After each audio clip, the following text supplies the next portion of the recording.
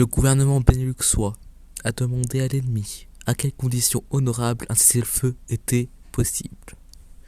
Il a déclaré que ces conditions étaient contraires à l'honneur, la dignité et à l'indépendance du Benelux. Alors la lutte doit s'engager. Les chefs qui, depuis de nombreuses années, sont à la tête des armées beneluxoises ont formé un gouvernement d'union nationale. Ce gouvernement, exceptionnel, montrant notre force et notre fraternité nationale, s'est mis en rapport avec l'ennemi pour commencer le combat. Certes, nous ne sommes pas forcément à la hauteur par rapport à la force mécanique, terrestre et aérienne de l'ennemi. Infiniment plus que leur nombre. Ce sont les chars, les avions, la tactique des soi qui nous font et feront mal.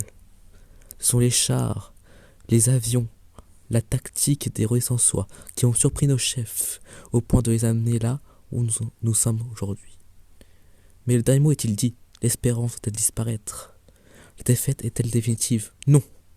Croyez-moi, qui vous parle en connaissance de cause et qui vous dit que rien n'est perdu pour le Benelux. Les mêmes moyens qui peuvent nous vaincre, peuvent faire venir un jour la victoire. Car le Benelux n'est pas seul. Il n'est pas seul. Il a un vaste empire derrière lui, qui peut faire bloc. Il peut faire bloc avec l'empire de la Nouvelle-France et du Saint-Empire, qui tiennent le front de l'Ouest et continuent la lutte. Nous pouvons, comme nos alliés, utiliser sans limite l'immense industrie qui est la nôtre. Cette guerre n'est pas limitée au territoire malheureux de notre pays. Cette guerre n'est pas tranchée par la bataille du Benelux. Cette guerre est une guerre mondiale. Toutes les fautes, tous les retards, toutes les souffrances n'empêchent pas qu'il y a dans l'univers tous les moyens nécessaires pour écraser un jour nos ennemis.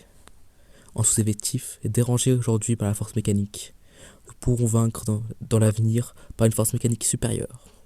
Le destin du monde est là. Moi, général Berzoff, actuellement à Blankenburg, invite les officiers et soldats beneluxois qui se trouvent en territoire allié ou qui viendraient s'y trouver. Avec leurs armes ou sans leurs armes, j'invite les ingénieurs et les ouvriers spécialistes des industries de l'armement qui se trouvent en territoire allié ou qui viendraient à s'y trouver, à mettre en rapport avec moi et notre nation, quoi qu'il arrive. La flamme de l'espoir beneluxois ne doit pas s'éteindre et ne s'éteindra pas. Vive le Benelux, vive le roi.